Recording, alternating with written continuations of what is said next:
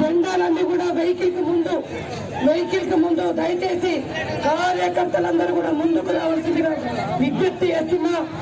అదేవిధంగా డివిజన్ అధ్యక్షులందరూ కూడా కార్యకర్తలను ముందుకు తీసుకొని వెళ్ళవలసిందిగా విజ్ఞప్తి చేస్తున్నా.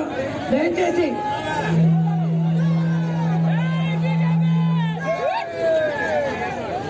భారత్ మాతా కీ జై శ్రీరామ్.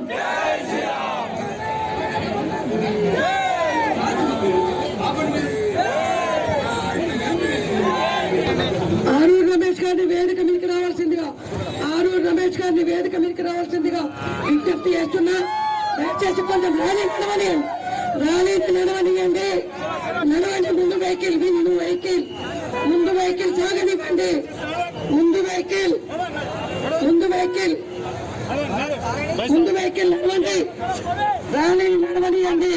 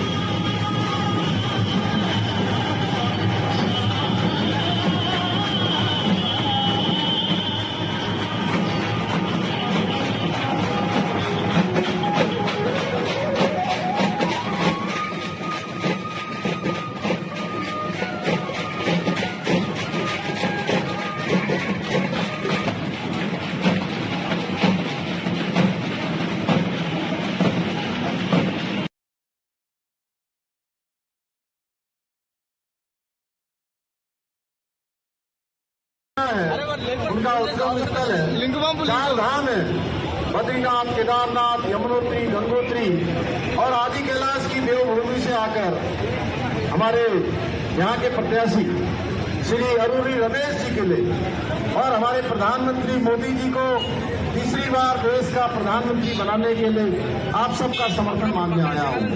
आप सब इतनी बड़ी संख्या में आप यहाँ पर अरूरी रमेश जी को और मोदी जी को अपना आशीर्वाद समर्थन देने के लिए आए। मैं आप सबका अभिनंदन करता हूं, आप सबका स्वागत करता हूं, आप सबका हृदय से धन्यवाद करता हूं। और साथ ही एक मुझे भरोसा हो गया कि आप लोग इतनी 43 डिग्री टेम्परेचर पर 43 डिग्री टेम्परेचर पर इतनी बड़ी संख्या में, जहां तक देखिए कई किलोमीटर तक जन समुद्र दिखाई दे रहा है। मुझे पक्का भरोसा हो गया है कि अरूरी रमेश जी इस क्षेत्र से बहुत बड़ी विक्ट्री, एक ग्रैंड विक्ट्री के साथ मेंबर ऑफ पार्लियामेंट बन रहे हैं। भाइयों बहनों, आपके आशीर्वाद से आप सब जानते हैं मोदी जी के नेतृत्व में देश तेजी से आगे बढ़ा है। आज हमारे देश का डंडा पूरी दुनिया के अंदर बजा है, पूरी दुनिया के अंदर भारत का मान सम्मान बढ़ा है। चाहे देश के अंदर रहने वाले भारतीय हों या देश के बाहर दूसरे देशों में रहने वाले भारतीय हों, हर किसी का मान सम्मान बढ़ा है। भाइयों बहनों, अभी लक्ष्मण जी कह रहे थे कश्मीर से लेकर कन्याकुमारी तक, अटक से लेकर कटक से पूरब से पश्चिम, उत्तर से लेकर दक्षिण तक पूरा भारत आज मोदी जी के नेतृत्व में विकास की यात्रा पर तेजी से आगे बढ़ा है।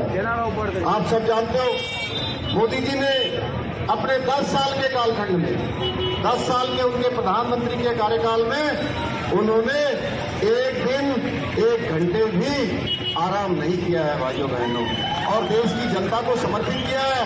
देश के हर एक व्यक्ति को अपना परिवार मानकर, अपना फैमिली मानकर उन्होंने काम किया है। भाइयों, अब हमारी बारी है कि 10 साल के कालखंड में उनकी जो तपस्या है उस तपस्या का फल देने का काम आज तेलंगाना की जनता करेगी, वारंगल लोकसभा की जनता करेगी, भारत की जनता करेगी। भाइयों बहनों, आप देखते हैं कश्मीर के अंदर धारा 370 हटाने का काम हुआ, सीएए का कानून लाने का काम हुआ, और हम सबके आराध्य देव भगवान श्री राम का भव्य और दिव्य मंदिर बनाने का काम अयोध्या में मोदी जी ने किया। भाइयों बहनों, बोलिए जय श्री राम, जय श्री राम, जय श्री राम। मोदी जी के तीसरे कार्यकाल में जब वो तीसरी टर्म में पीएम बनेंगे तो उन्होंने कहा है और बड़े फैसले होंगे। आज भारत दूसरे टर्म में दुनिया की 5वीं सबसे बड़ी अर्थव्यवस्था बन गया है। भाइयों बहनों, सशक्त भारत, समर्थ भारत, शक्तिशाली भारत के रूप में भारत की पहचान दुनिया में हो गई है।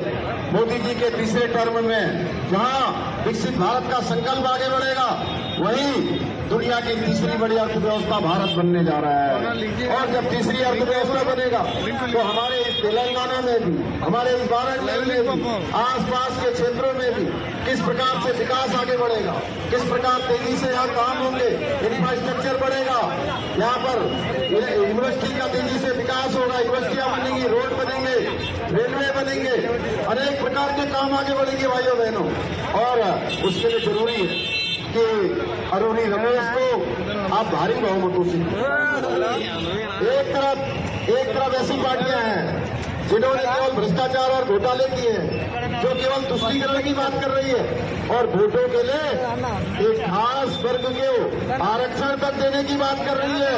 आपकी मेहनत की कमाई, आपके बाप दादाओं की कमाई को भी आज कांग्रेस के घोषणा पत्र में दूसरे लोगों को सरकार बनने पर दिए जाने का प्रावधान किया जा रहा है। भाइयों बहनों, मोदी जी कह रहे हैं सबका साथ, सबका विकास, सबका विश्वास और सबका प्रयास। इस देश के विकास में जिन जिन लोगों ने मेहनत की है उनकी विरासत आगे बढ़नी चाहिए। आपकी विरासत भी और आपकी जो मेहनत की गाड़ी कमाई है, उस कमाई को भी छीनने का प्रयास किया जा रहा है। भाइयों बहनों, आप तुष्टीकरण की बात हो रही, जो आरक्षण हमारे गरीब जातियों को, पिछड़ी जातियों को, अनुसूचित जातियों को जिनको दिया जाता था, उनसे छीनकर धर्म के नाम पर आरक्षण देने की बात की भी वकालत करेंगे। आज कांग्रेस पार्टी के लोग आज जगह जगह भ्रम फैलाने का काम कर रहे हैं कि 400 सीटें आएंगी तो देश का संविधान बदल जाएगा। मैं कहना चाहता हूँ मोदी जी की संविधान पर और आरक्षण पर गहरी आस्था है, वो उसके गहरे पक्षधर है। भाइयों बहनों, वो किसी कीमत पर देश के गरीबों का अहित नहीं करने देना चाहते, किसी तरह से अहित नहीं चाहते, क्योंकि उनकी सारी योजनाएं, उनका 10 वर्षों का कालखंड अगर किसी पर निर्भर रहा है तो वो केवल और केवल गरीबों के कल्याण कर रहा है। इसलिए हमको ऐसी पार्टियां, चाहे कांग्रेस पार्टी हो या टीआरएस पार्टी हो, उनको भाइयों बहनों, उनको अकल ठिकाने लगा देनी है। उनको एक एक वोट की आपकी कीमत से अरुणी रमेश को इतने भारी बहुमतों से आप जिताकर भेजे कि कांग्रेस की जमीन से जो है सारा जो उनके पैर उखड़ जाए और वो कभी भी तेलंगाना के साथ, आपके क्षेत्र के साथ किसी भी प्रकार का भेदभाव करने का, किसी प्रकार का भ्रष्टाचार करने का, यहाँ पर लूटपाट करने का जो उन्होंने एक अभियान चला रखा है, उस अभियान को रोकने के लिए भी जरूरी है कि भारतीय जनता पार्टी के मोदी जी के समर्थन में अधिक से अधिक लोग जीतकर दिल्ली की पार्लियामेंट में प्रवेश करें। दिल्ली की पार्लियामेंट में लोग जाएंगे तो तमाम प्रकार के ऐसे काम, भ्रष्टाचार है, यहाँ पर गड़बड़ है, घोटाले हैं, उन सब पर रोक लगाने के लिए भी जरूरी है कि मोदी जी के हाथों को मजबूत करना है। बताइए, मोदी जी के हाथों को मजबूत करेंगे ना? अरे जोर से बोलिए भाई, करेंगे ना? अरुणी रमेश जी को जिताएंगे ना? एक तरफा समर्थन देंगे ना? देवभूमि से आए हैं, इसलिए आप लोग सब लोग जोर का समर्थन करेंगे ना? कमल के फूल वाला बटन दबाएंगे। चलिए, बहुत बहुत धन्यवाद। मैं आप सबसे यही मत और समर्थन की अपील करने आया हूँ। मुझे पूरा विश्वास है आप सबका मत और समर्थन अरुणी रमेश को मिलेगा और भारी बहुमत से आप सभी को आशीर्वाद देकर विजय बनाएंगे। धन्यवाद। उत्तराखंड मुख्यमंत्री गाరికి పుష్కర్ సింగ్ గారికి ధన్యవాదాలు తెలియజేస్తూ ఒక పాట దయచేసి మన యొక్క ప్రియతమ నాయకుడు పేద ప్రజల ఆశాజ్యోతి అనునిత్యం పేద ప్రజల కోసం పరితపించే మన అన్న ఆరూరి రమేష్ అన్న గారు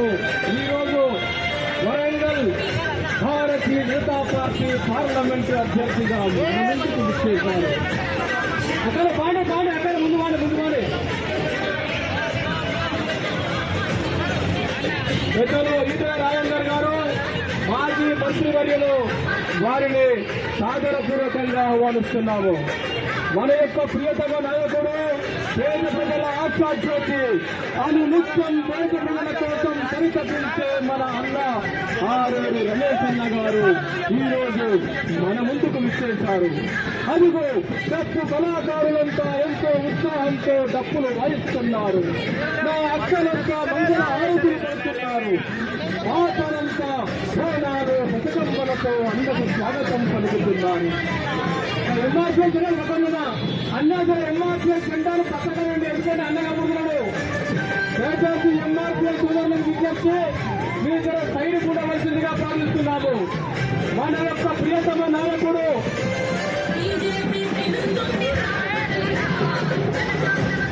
ఈటెల రాజేందర్ గారు మాజీ మంత్రివర్యులు పెద్దలు ఈటెల రాజేందర్ గారు ఇచ్చేశారు. వారికి స్వాగతం సుస్వాగతం. మన యొక్క ప్రియతమ నాయకుడు పేద ప్రజల ఆశాజ్యోతి ఎంఆర్పీఎస్ జెండాలు అన్యాయం దండం పెడుతూ ఉంటే ఎంఆర్పీఎస్ పక్కన ఎంఆర్పీఎస్ జెండాలు దయచేసి పక్కన ఉండాలా. ఈరోజు ఓరుగల్లు నగరంలో నేల ఈనిందో ఆకాశం బద్దలయ్యిందో అన్నట్టుగా అశేష జనవాహిని అన్నకు అండగా కదులుతున్నది. ఎవరిలో చూసిన ఆనందం వెల్లువిరుస్తున్నది. భారత మాతకు జై అంటున్నారు. కమలం పువ్వు గుర్తుపై మా అమూల్యమైన ఓట్లు వేసి గెలిపిస్తామంటున్నారు. ఈరోజు ఓరుగల్లు నగరంలో అశేష ధనవాహిని అన్న ఆరోరు రమేష్ అన్నకు అండగా తగులుతున్నది. ఎవరిలో చూసిన ఆనందం వెల్లువిరుస్తున్నది. అదిగో డప్పు కళాకార సోదరులంతా ఎంతో ఉత్సాహంతో డప్పులు వాయిస్తున్నారు. అదిగో నా లంబాడ తల్లులంతా బిందె మీద బిందె పెట్టుకుని ఈ యొక్క ఉత్సాహంలో కార్యక్రమంలో పాల్పంచుకుంటున్నారు. అదిగో నా డప్పు కళాకార సోదరులంతా ఎంతో ఉత్సాహంతో మంగళ వాయిద్యాలు వాయిస్తున్నారు. ఎవరిలో చూసిన ఆనందం వెల్లువిరుస్తున్నది. ఈ రోజు ఓరుగల్లు భారతీయ జనతా పార్టీ పార్లమెంటు అభ్యర్థిగా మన యొక్క ప్రియతమ నాయకుడు అన్న ఆరేరు రమేష్ అన్న గారు మన ముందుకు విచ్చేస్తున్నారు. వారి స్వాగతం పలకండి. రండి, లేచి రండి.